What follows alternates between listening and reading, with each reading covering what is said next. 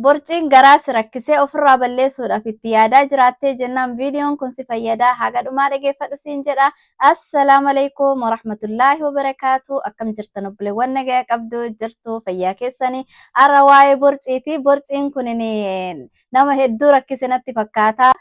Akka nama borciin rakkisaa ture borcii ofirraa balleessuudhaaf waa hedduutti xaaraa ture tokkotti bakka afurii qoodee ilaalaa. Akkaataa borciin kun karaa hatattamaatiin narraa itti badallee as dura mudannoo wahillee waan qabuuf akkamitti akka narraa bade aniyyuu na ajaa'ibsiise mudannoo kiyyallee asumaan isiniif hima. Afreen kun ammoo akka tokkoon namarraa hin badu. Afreen iyyuu karaa garagaraa qaba. Keessan afreen kana keessaa isa kam akka ta'e iyyuu addaan hin beekne ofirraa balleessuudhaaf illee hedduu tokko nama rakkisa.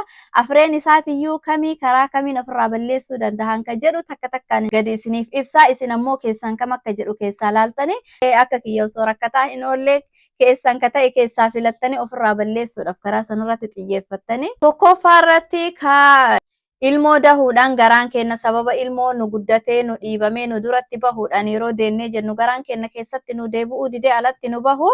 Maqaa isaallee aan hin beeku lafee garaa keenya keessa jirtu kun yookaan masirratti argitan kanatti yeroo ilmoo garaa qabnu ilmoodhaaf addaan akkanatti istireechii ta'ee addaan harkifata waan ta'eef yeroo nu deennu ammoo lafeen sun suuta suutaan walitti deebi'uu qaba. Yeroo fudhata dafee hin deebi'u wanti garaa keenyatti akkasitti bal'atee addaan nu bahe sun suuta suutaan walitti deebi'ee bakka tokko akkanatti deebi'uu qaba. San deebisuudhaaf ammoo gargaaruu qabna. Wanti nu gochuu qabnu tokkoffaa garaa keenya hidhatuu qabna.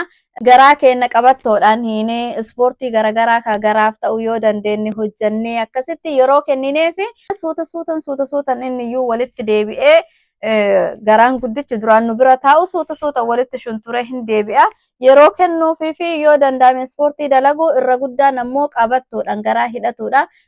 Lammaffaan ammoo ka garaan yeroo qaamni nu furdatee jiru qaamni garaalleen duratti nu bahee moora nu baasee ka mooraati. Ka furdinarraa dhufu amma borciin jedhamu isa kana. Borciin dhugaa isa kanaa kuni ka furdinarraa dhufu.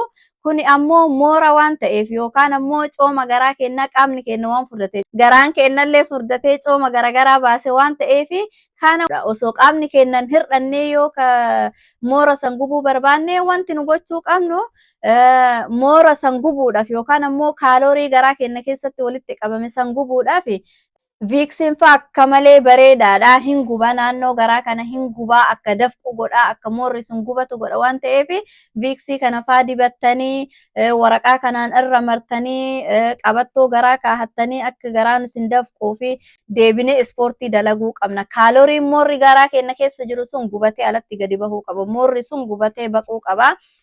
Ispoortiitti dalaguu qabna. Garaa qullatti ganama bishaan loomii kuukambarii faa walitti daballee ammas zanjabiila juusii isaa bishaan walitti daballee garaa qullatti dhugnee ammas bishaan owwaa faa ganama garaa qullatti dhugnee akka moorri sun baqu akka baqee moorri sun kaalooriin sun gubatee alatti gadi bahu godhuu qabdanii karaa saniin moora ofirraa gubuu dandeettan jechuudha.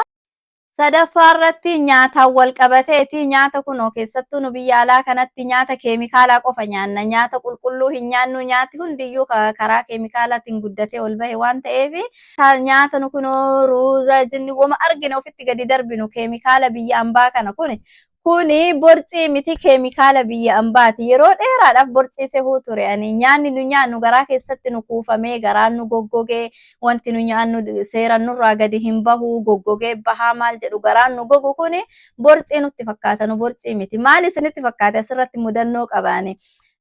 Waggaa 4 dura biyya deemee jechuudha. Maatii laaluudhaaf biyya deemee yeroo asii deemu qabattoo garaa hidhadheeti kan asii deemeyyuu kama ofii ilmoo garaa hin qabne kana garaan kiyya ulfa ji'a 6 fakkaatana duratti bahee ani wanti natti fakkaatu ture moora yookaan ammoo borcii natti fakkaatu ture garaan kiyya eega ijoollee kana dahee na deebi'aa hin jiru borciin na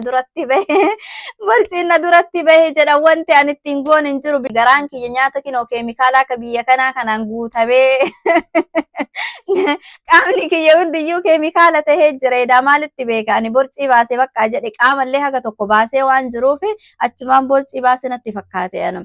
Wanti edaa borcii miti biyya deemee nyaata biyyaa san ganama dhufee ganama nyaadhee wayita galgala gahuyyuu garaan kiyya qaataa jeeqamuu jalqabee garaan na muree na baasee akka malee garaan na baasee guyyaa lama akkas baasan sun guyyaa lama garaan qajeelatti na baase ani nyaatuma biyyaattuu bakka garaan kiyya wallaalee jira nyaanni naan taane ta'ee natti fakkaate garuu edaa kayriitu duuba jira garaan akkasitti na baase suni kayriitu duuba jira wanti ani borcii natti fakkaatee garaan kiyya qabattoo garaa san hidhadhu maleeyyuu qamisiyyuu kaahatuu hin dandeenye akkanatti garaan na duratti gadi bahu sun guyyaa lama qofa na baasee jennaan guyyaa lama gadi qabee qajeelatti na baase guyyaa sadaffaa wanta qabattoo jedhan kaani qamisii kaahatuudhaaf kaahatuu dadhabee qabattoo ofitti garaa san ofitti al harkisu achitti darbee irra deebi'eetiyyuu hin kaanne garaan kiyya xiqqaate keessatti ol deebi'e anatu of ajaa'ibeyyuu kanaaf yoo moorri keessa moora ilmoo baatuudhaan daa'imarraa yookaan ulfaan isin dhiibamee hin ta'in yookaan ammoo garaan keessa moora zayitii hin ta'in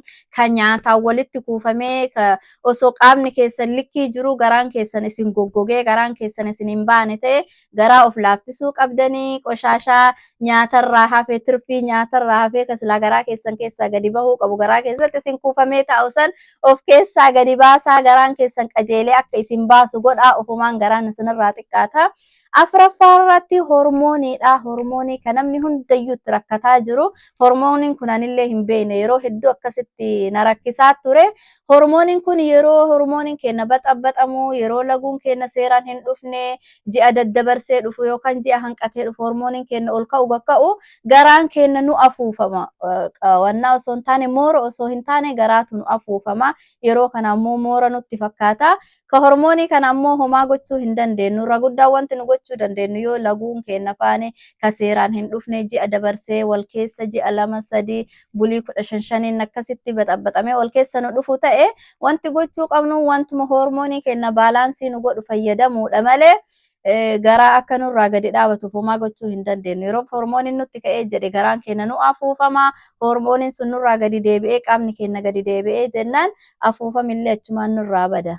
Kana fakkaata inshaallah kana kanaanii borciin keessan isa kam jedhaadha borciin keessan ko hormooniiti moo ka nyaatarraa walitti kuufame moo ka moora baaftanii dhugumaanii borcii mooraati moo ka ilmoo garaatti baattanii sababa ilmootiin isin afuufame moo kana jedhaati addaan laalaa yoo addaan laaltanii jettan karaa kamiin akka ofirraa balleeftanillee ni laafaa isiniif ta'a karaan isinitti dhufe waan beeytaniif kana fakkaata inshaallah haga viidiyoo biraatiin walitti deebinutti yoo jaallattan immoo like share subscribe gochuu hin dagatinaa haga viidiyoo biraatiin walitti deebinutti har'aaf ammoo assalaamu alaykum wa rahmatullaahi wa barakaatuh.